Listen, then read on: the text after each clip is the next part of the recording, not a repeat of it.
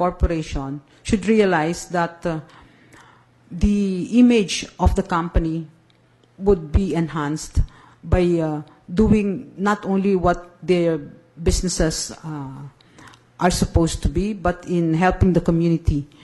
I recall a case I handled where the client had put up a big installation, but before they did so, they involved the community in the project, and they opened up all centers to inform them, to make them change some of their ways so that there will be less degradation of the environment, and to prepare them also for the installation or project of the company.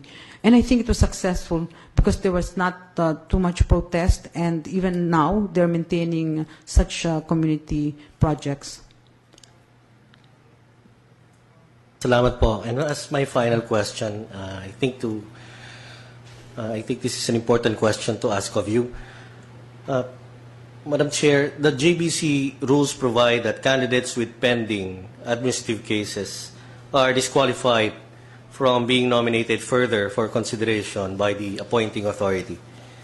Do you consider this to be a fair rule? Is a mere pendency of an administrative case a bar to candidates who are, for other reasons, qualified and deserving to join the judiciary?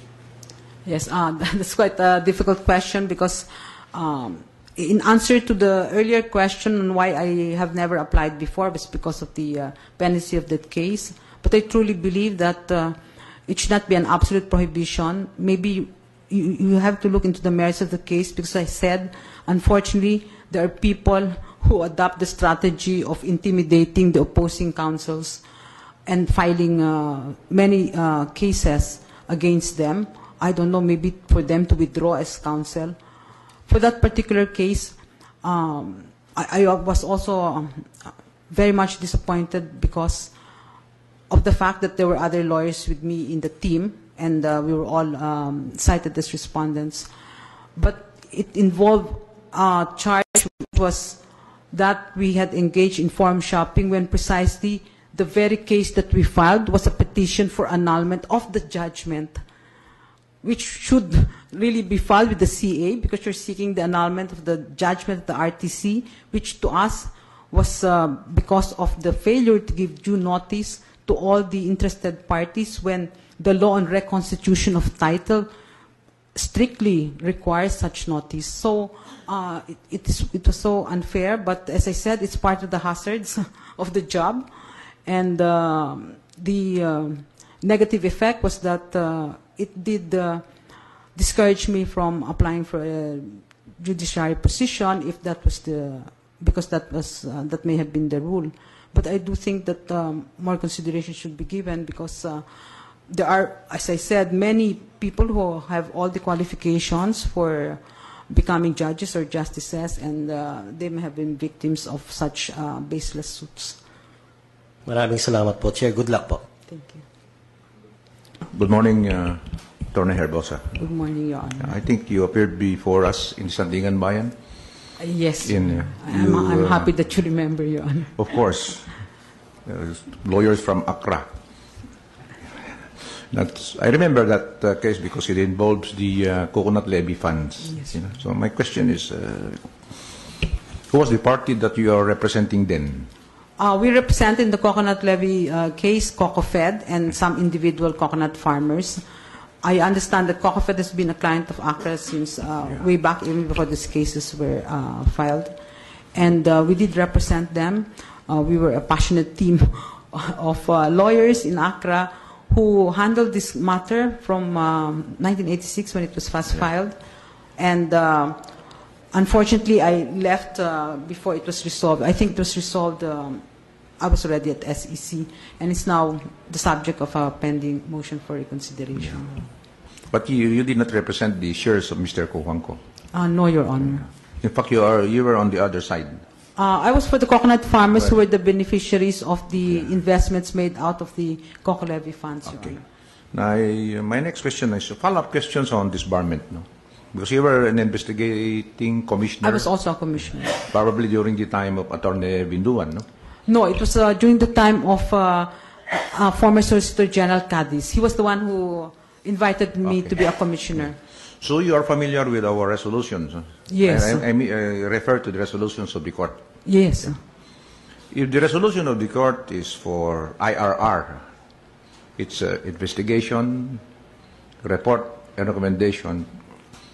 There is a period within which the IBP should terminate.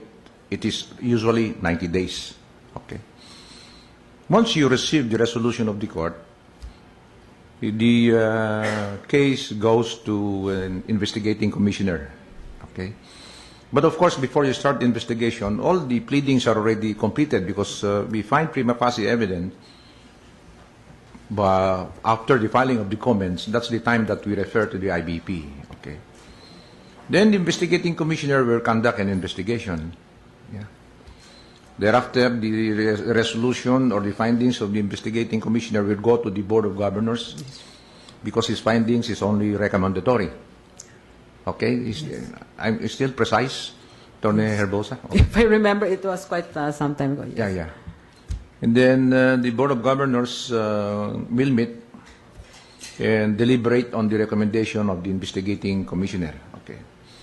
Whatever is the recommendation or whatever the findings of the Board of Governors, whether admonition, warning, dismissal, or recommendation for the imposition of a disciplinary action, the Board of Governors will prepare its report, attach the findings of the investigator, and refer to the court. I mean to the Supreme Court. Yes. Then the Supreme Court, in en banc session, will tackle that recommendation. Yes. Yeah. Is that correct? Yes, I know that. Yeah. You know, the problem is that some say that when we refer to the IBP, there is no yet administrative case to speak of. But do you recall that when a case is referred to the IBP, that case is already docketed with an administrative case number by the Supreme Court?